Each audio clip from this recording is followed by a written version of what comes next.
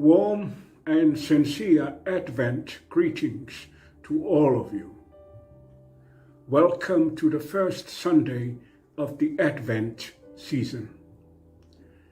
Advent comes from the Latin word adventus, meaning to reach for or to come. It includes the 4 Sundays before December the 25th and ends on Christmas Eve. Advent marks the beginning of the Christian calendar. 4 major themes are used to prepare us for the coming of Christ. These are hope, faith, love, and joy. Advent is the season of the Spirit's longing for life to be different. We wait in longing, in hopeful expectation, in repentant anticipation. So come, let us worship God.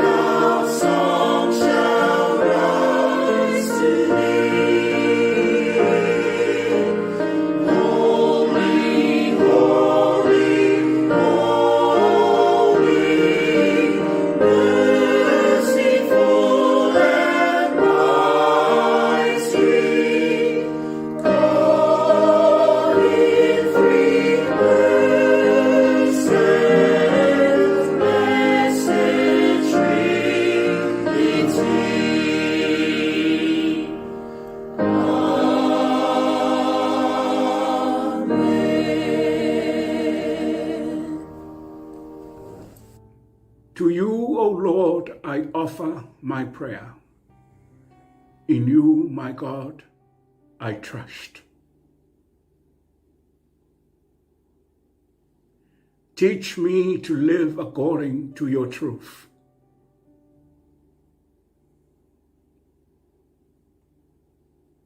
Let us pray. Almighty and everlasting God, Creator, Redeemer, and Sustainer of life, we have come before you this morning to offer you praise, glory, and honor in this act of worship. We pray and ask that your Holy Spirit accompany us as we worship you, so that we worship you in spirit and in truth. And may all that we do in this act of worship glorify your name. In Jesus' name we pray. Amen. Let us now praise God by singing our first hymn in the English language.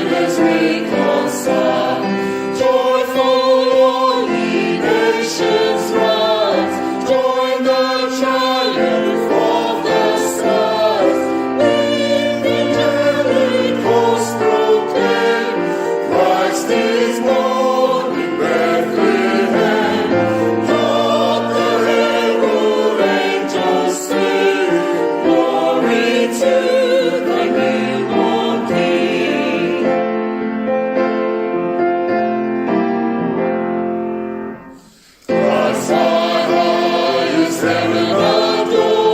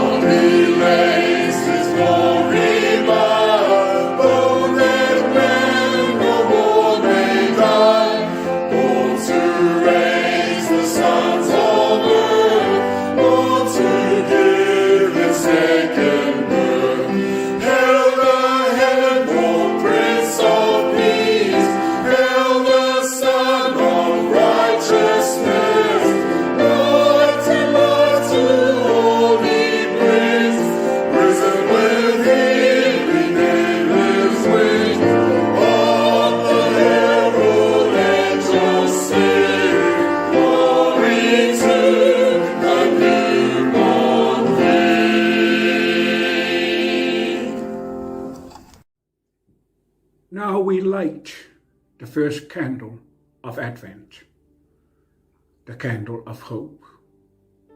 Your responses are in small, bold letters. The first candle, which symbolizes hope, represents the expectation felt in anticipation of the coming Messiah. Keep awake, be watchful. The Son of Man is coming with great power and glory. Hold your heads high, for your salvation is near.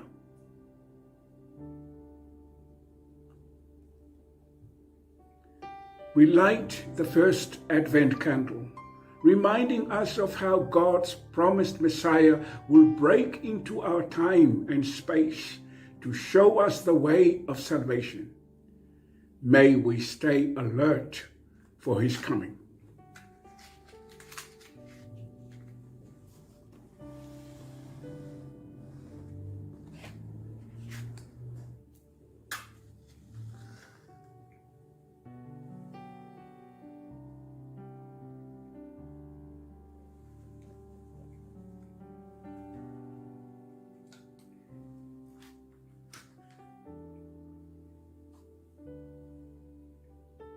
Come, Lord Jesus, come.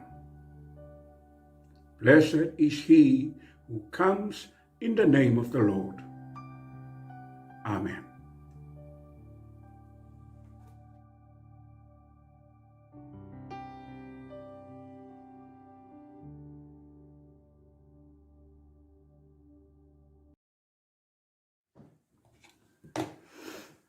Good morning, children.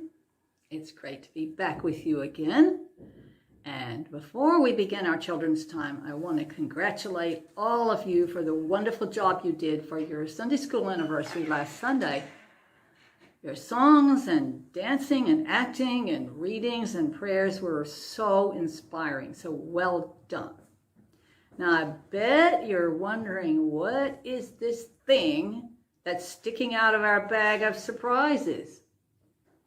Too big to fit all inside. It really is a surprise, and I'm going to show it to you now. I borrowed it from Fele, and you can ask him where he got it sometime. But I've known about these things for a very long time because I used to live in South Africa, where these come from. This is a vuvuzela. A vuvuzela. What?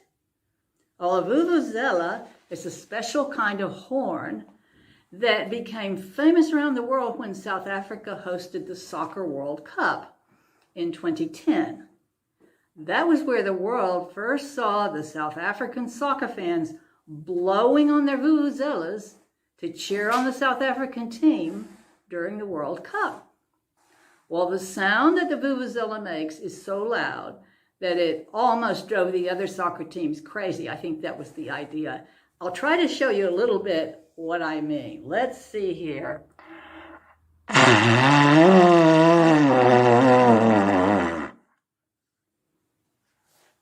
You may have liked that, but I'm sure your parents did not like it very much. It's really loud. Now just imagine tens of thousands of people blowing on these at the same time in a big stadium. It certainly got people's attention. Well, today the vuvuzela is made out of plastic like this, but it comes from a very old tradition in South Africa's tribes, especially the Zulu tribe. And when I lived in South Africa, I lived among the Zulu people. Going far back in history, they had a special horn which they used to send messages to each other across the mountains and hills and valleys. Most of the Zulu people were and still are herders. That is, they had cattle, cows, and sometimes goats and sheep. And they needed to have a way of sending messages to other herders to warn them if dangerous animals were in the area or if their enemies were coming. In fact, when the British went to war with the Zulu people to make their land a British colony, they couldn't figure out how the Zulus always seemed to know when and where their army was. It was because the Zulus were sending messages and warning people using their vuvuzelas or kudu horns, because these horns are made from the antlers of a kudu. And I've got a picture of a kudu to show you. So this is the kudu. It has those beautiful curved horns. I've seen a lot of those when I lived in South Africa. And this is the horn. And you can see it when it travels through that curvy part. It makes it really loud when it comes out at the end. So that's the kudu horn. Well, if you're wondering what the vuvuzela or the kudu horn has to do with our Bible reading for today, let me tell you one other thing first about the vuvuzela or the kudu horn. You know, there are still some Zulu churches today that blow this old kudu horn to call people to a baptism.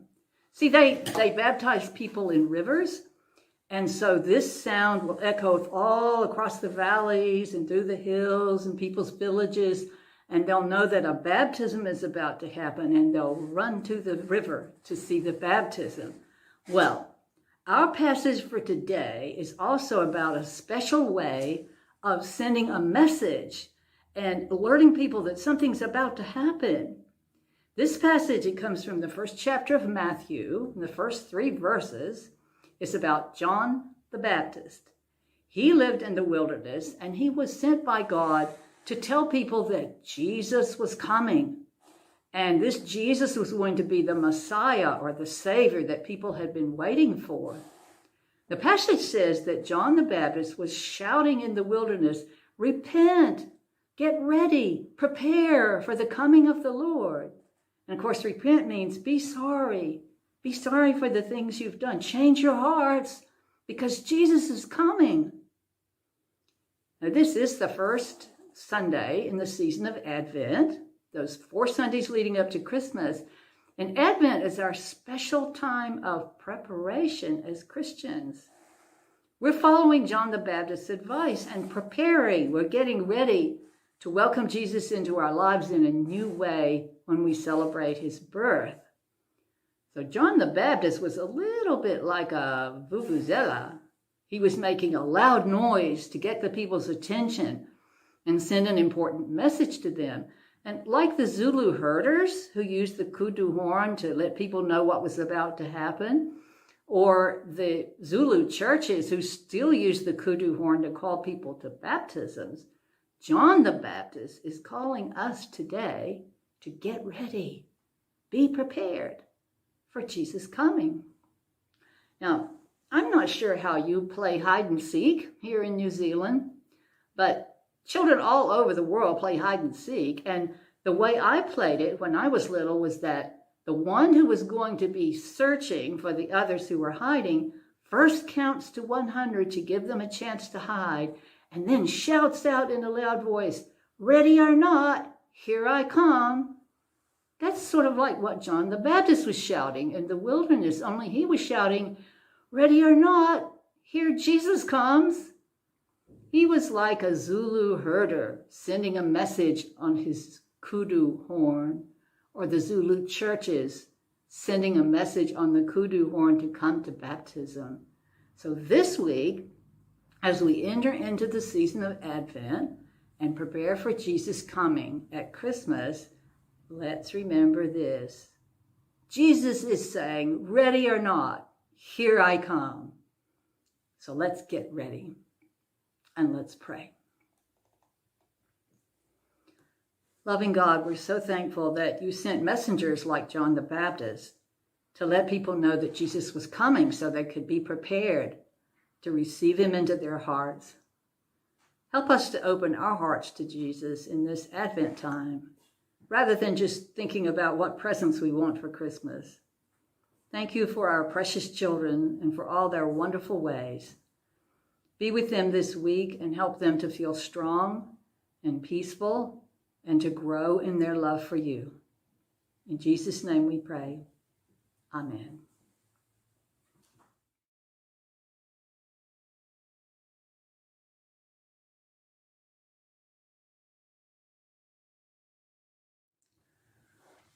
Let us offer to God our prayer of thanksgiving and confess our sins.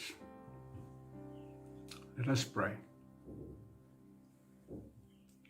Gracious God, we are overwhelmed with your generosity and kindness, your blessings of our life.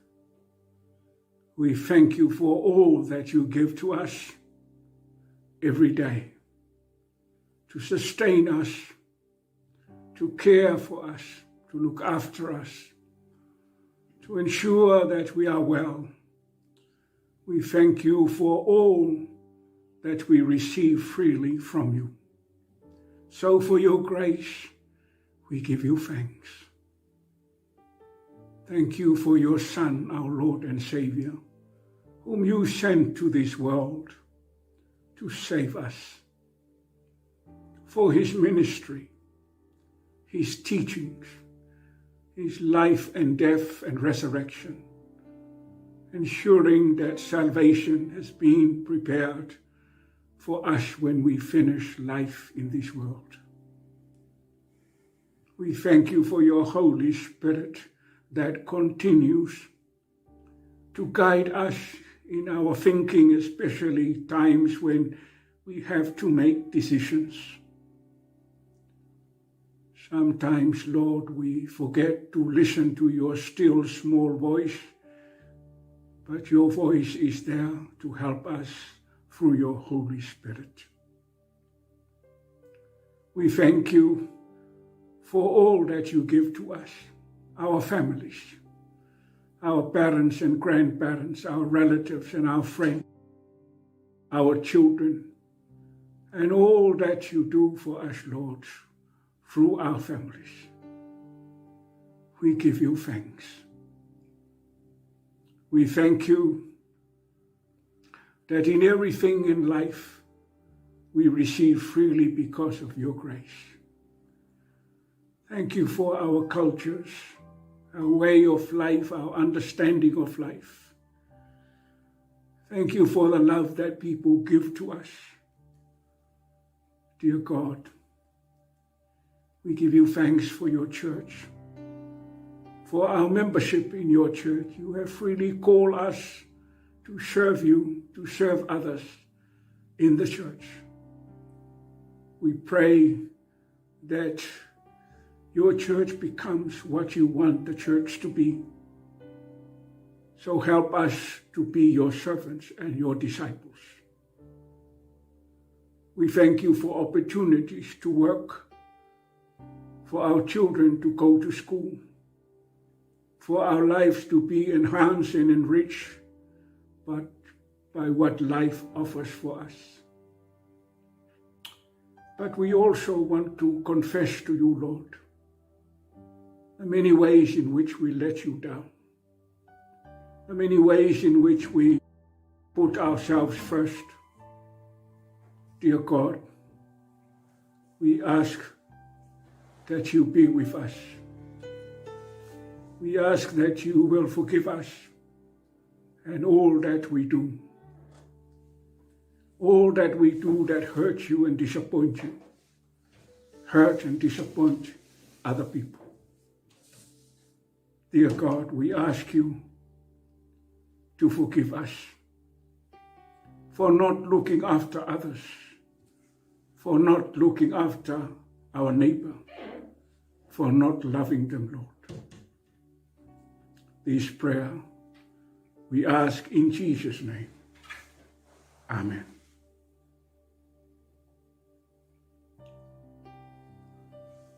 Now let us hear the word of God first from the Old Testament.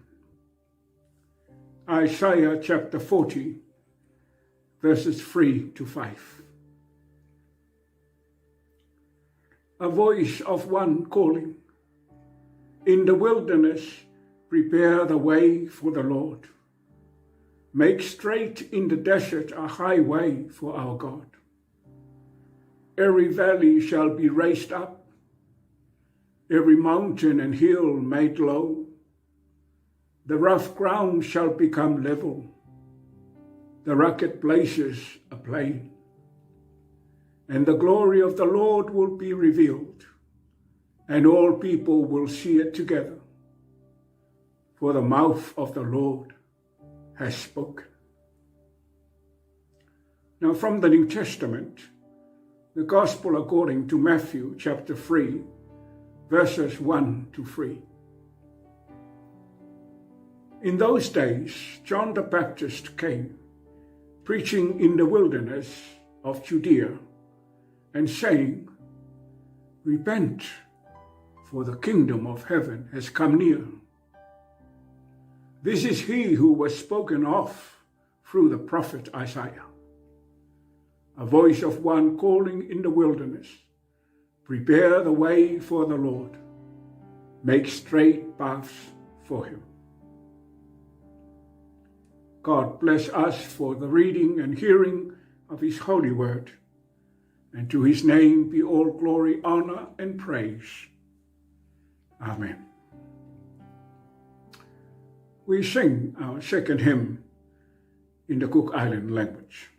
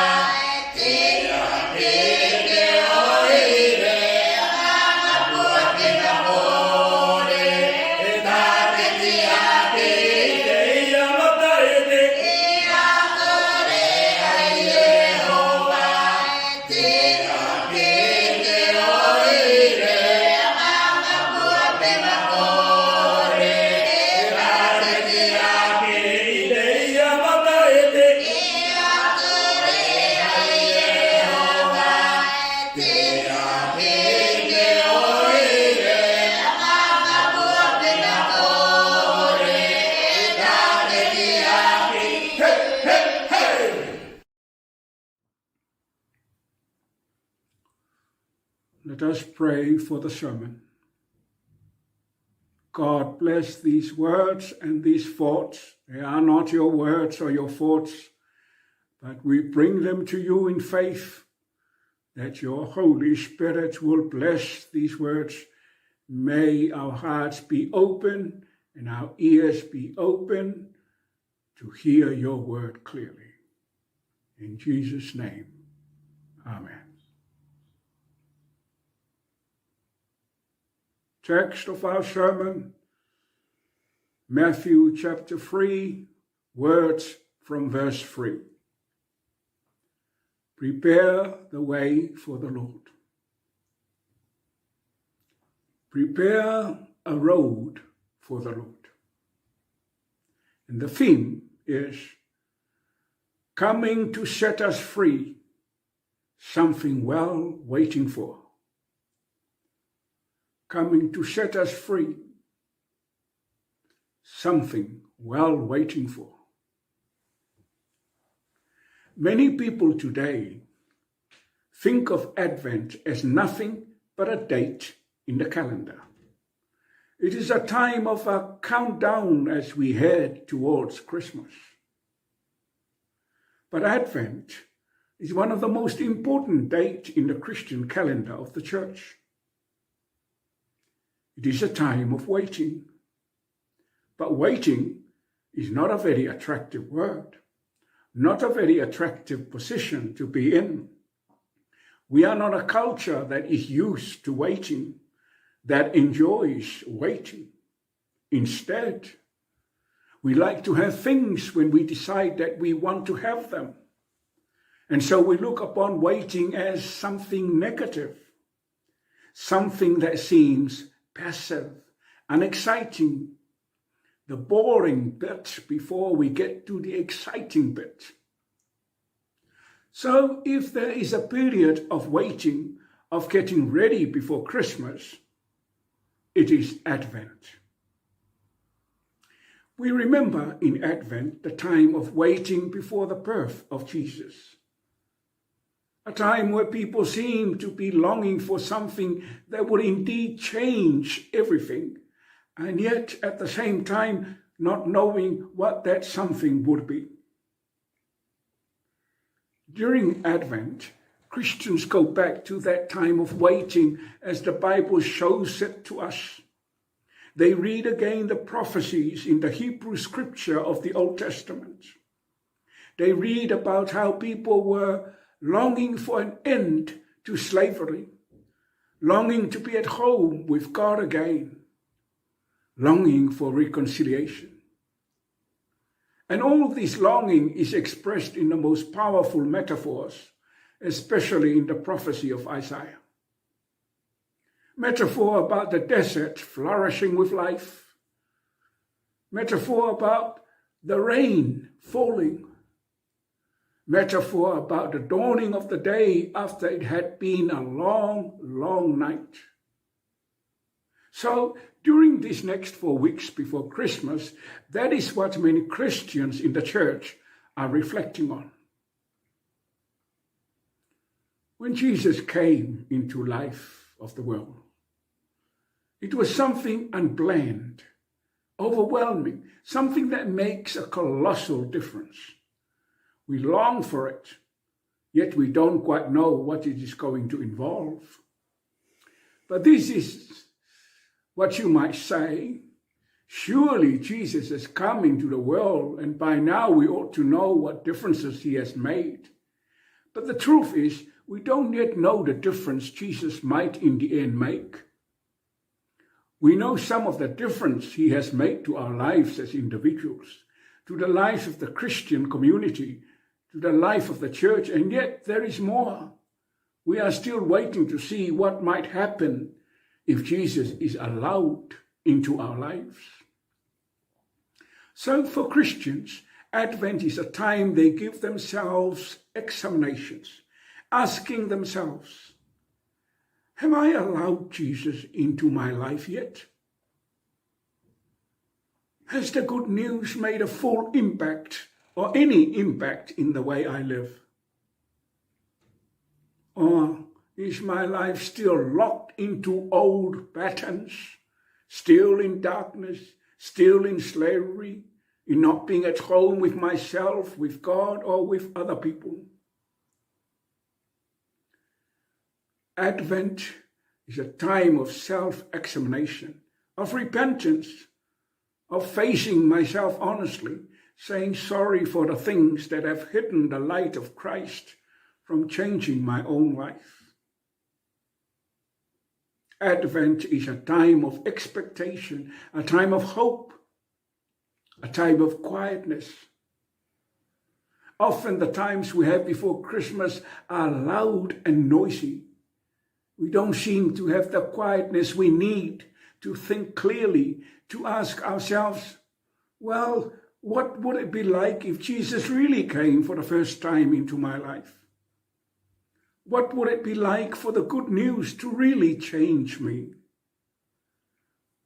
For such changes to happen, we need some reflecting time. We need some peace. We need, you might say, to take our time about things.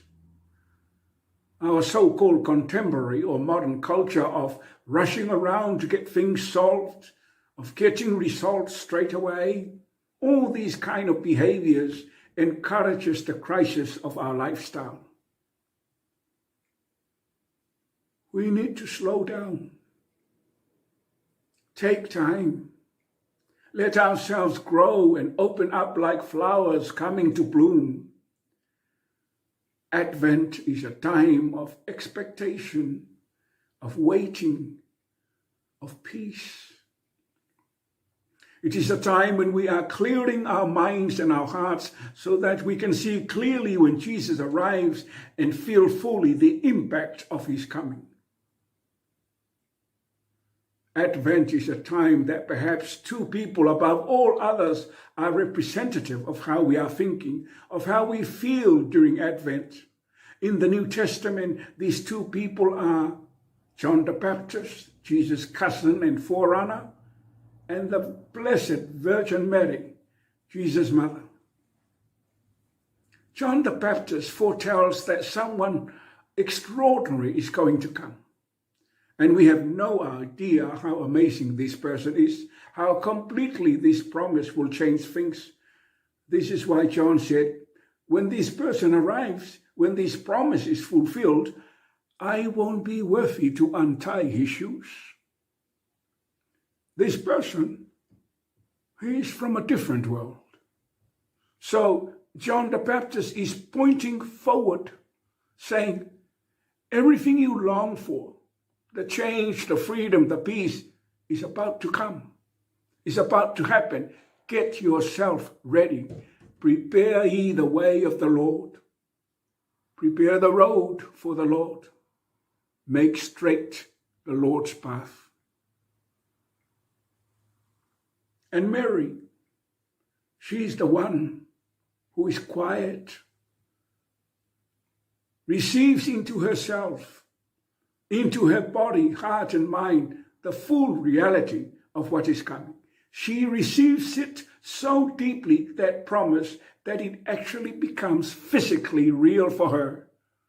It becomes the child, Jesus. But she has to wait for a long 9 months of pregnancy faithfully, quietly, waiting to see what comes, ready to be changed as every mother is changed in carrying a child. These are the two people that Christians think about a lot at Advent when we light the candles of Advent. In Advent, Christians throughout the centuries thought about death and judgment, heaven and hell. They thought about the way in which, when we are up against the truth for the first time, we really see what the reality of God is like. It will be a shock to the system. It may be deeply painful as well as deeply joyful, death and judgment, heaven and hell. Maybe that experience of confronting the truth in such a way that it will change us for good. We either say yes to all of that, even with the pain and the risk, or we say no. We can't cope with the truth. We prefer our own darkness. So part of our self-examination during Advent is to look into ourselves and saying, well, can I get myself to the point where I can look at God and say, well, there is truth, peace and love, and I'd rather be there with those values than to be locked up in myself. During Advent, we try to get ourselves a bit more used to the truth about ourselves, which is probably not very encouraging, as well as to the truth about God, which is always encouraging. The one who comes after Advent will come with a great challenge, and yet will come in love to set us free. And that is something well waiting for. Advent is the time where we wait. We wait for the coming of Christ, but we wait in hope for the one who is going to set us free. And don't we need that hope at this present time? And don't we need that setting free in this time of lockdown? Prepare the way for the Lord. Prepare the road for the Lord, coming to set us free. Something well waiting for. Amen. Now our prayer of intercession. Let us pray.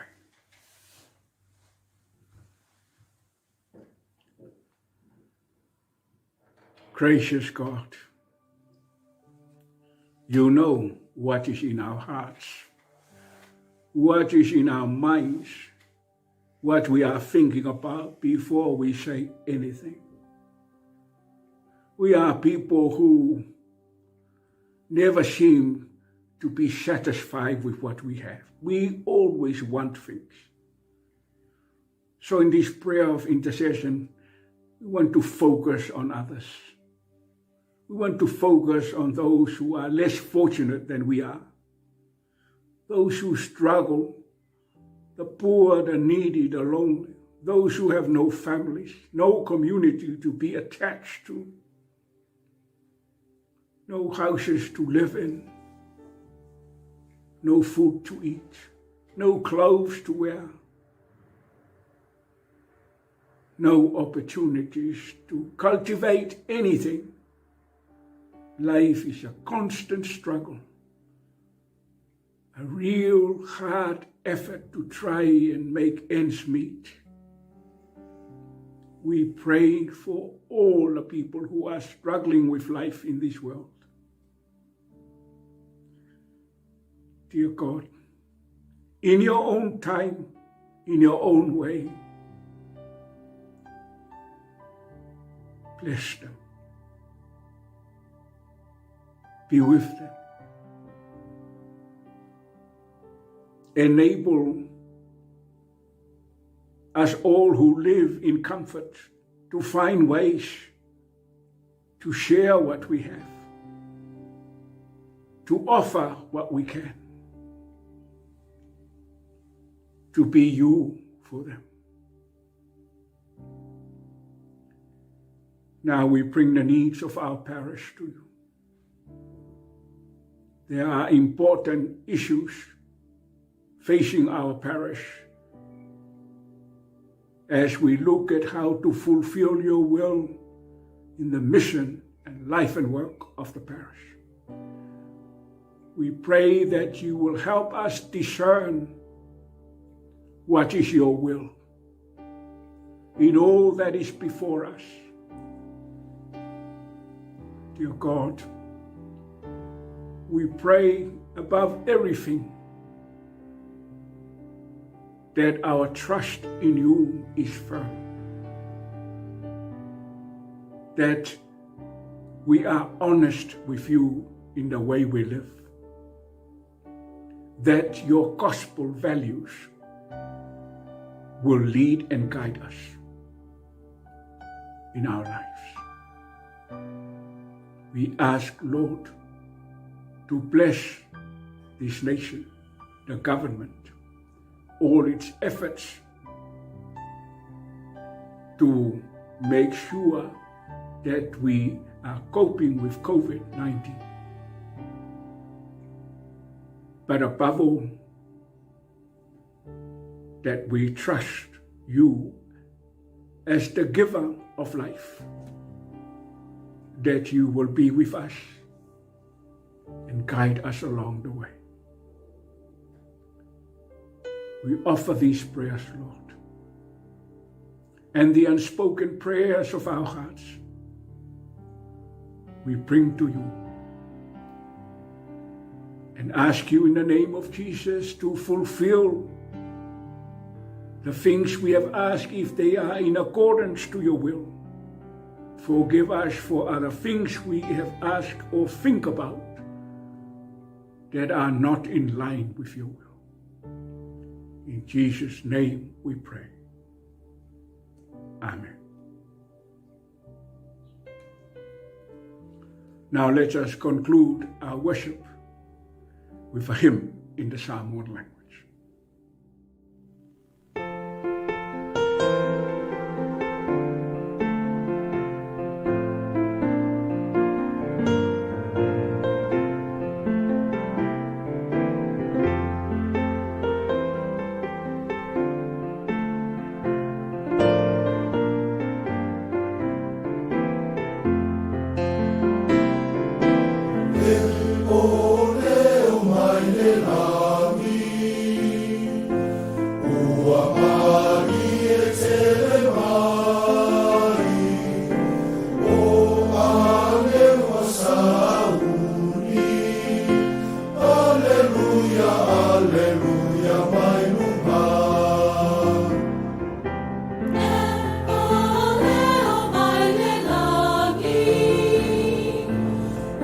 Mama.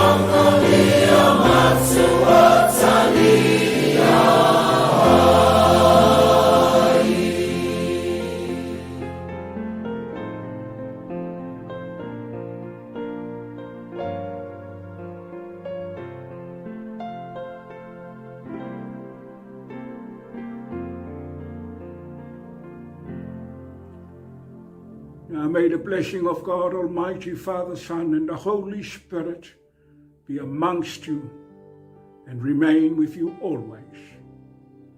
Amen.